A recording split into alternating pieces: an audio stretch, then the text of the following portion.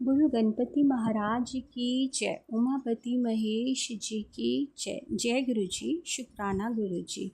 शिव पुराण। इसमें कहा गया है कि उमा सहित भगवान शिव का प्रकट में उनके द्वारा अपने स्वरूप का विवेचन तथा ब्रह्मा आदि तीनों देवताओं की एकांतता प्रतिपादन।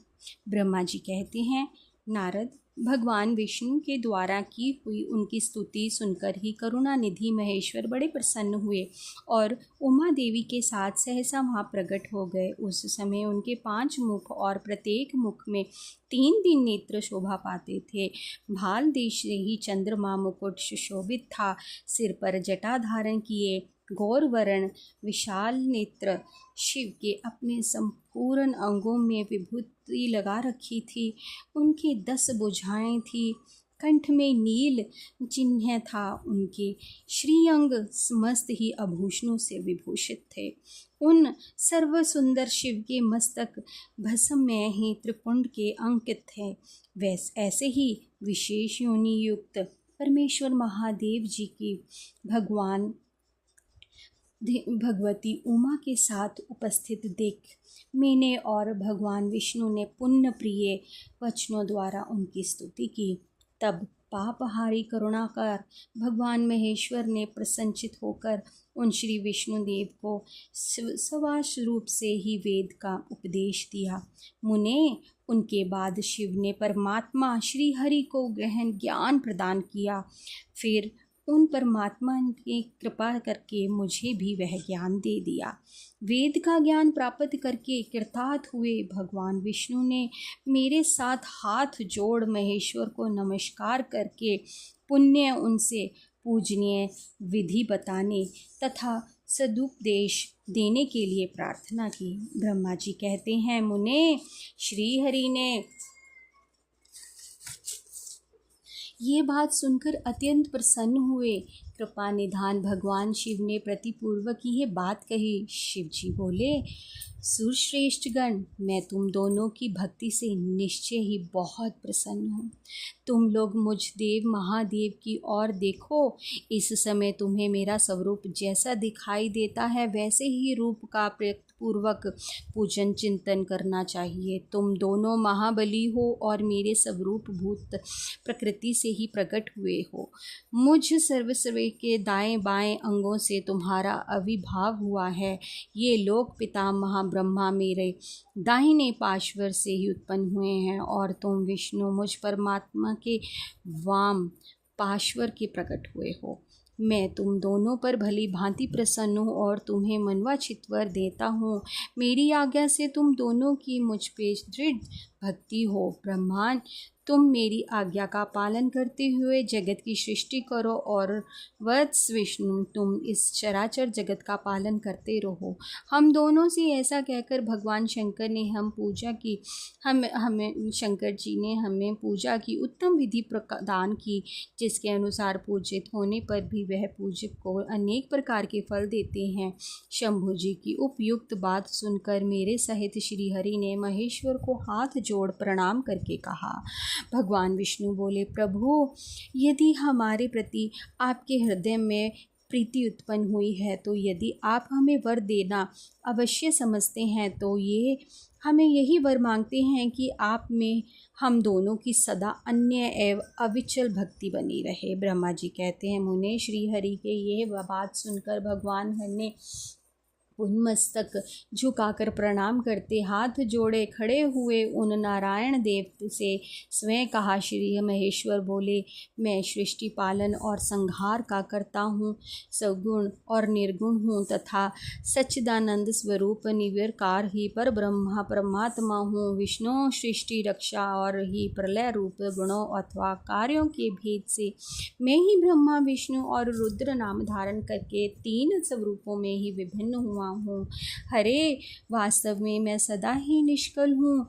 विष्णु, तुमने और ब्रह्मा ने मेरे अवतार के निमित्त जो स्तुति की है तुम्हारी उस प्रार्थना को मैं अवश्य सच्ची करूँगा, क्योंकि मैं भक्त वत्सल्य हूँ। ब्रह्मांड मेरा ऐसा ही परम उत्कृष्ट रूप तुम्हारे शरीर से इस लोक में प्रकट होगा, जो नाम से रुद्र महालय होगा। मेरी अंश के प्रकट हुए रुद्र की सामर्थक मुझसे कम नहीं होगी। जो मैं हूँ वही ये रुद्र है। पूजा की विधि विधान की दृष्टि से भी मुझ में और मुझ में उसमें कोई भी अंतर नहीं है। जैसे ज्योति का जल आदि के साथ ही संपर्क होने पर भी उसमें सर्प दोष नहीं लगता, उसी प्रकार मुझ निर्गुण परमात्मा को भी किसी से संयोग से बंधन नहीं प्राप्त होता। ये मेरा शिव रूप है। जब रुद्र प्रकट होंगे तब वह भी शिव के ही तुल्य होंगे। महामुने, उनमें और शिव में पर्यायपन का भेद नहीं करना चाहिए। वास्तव में एक ही रूप सब जगत में व्याकुल निवारण के लिए दो रूपों में विभिन्न हो गया है। अंत शिव और रुद्र में कभी भेद बुद्धि नहीं करनी चाहिए। वास्तव में सारा दृश्य ही मेरे विचार से शिव रूप है। मैं तुम ब्रह्मा तथा जो ये रुद्र प्रकट होंगे वह सब के सब एक रूप हैं, इनमें भेद नहीं है। भेद मानने पर अवश्य ही बंधन होगा, तथापि मेरा शिव रूप ही सनातन है। यदि सदा सब ही रूपों का मूलभूत कहा गया हो तो यह सत्य ज्ञान एवं ही अनंत ब्रह्मा है। ऐसा जानकर सदा मन से मेरे यथार्थ स्वरूप का दर्शन करना चाहिए। ब्रह्मा सुनो, मैं तुम्हें एक गोपनीय बात बता रहा हूँ। मैं स्वयं ही ब्रह्मा जी के भुकुटी से प्रकट होऊंगा। गुणों में भी मेरा प्रकट्य कहा गया है। जैसा कि लोगों ने कहा है हर तामस प्रकृति के हैं, और वास्तव में उस रूप में अहंकार का वर्णन हुआ है। उस अहंकार को केवल तामस ही नहीं सात्विक भी समझना चाहिए, क्योंकि सात्विक देवगण विकार की अहंकार की ही सृष्टि है। ये तामस और सात्विक आदि भेद केवल नाम मात्र का है, वस्तुतः नहीं है। वास्तव में हर को तामस नहीं कहा जा सकता।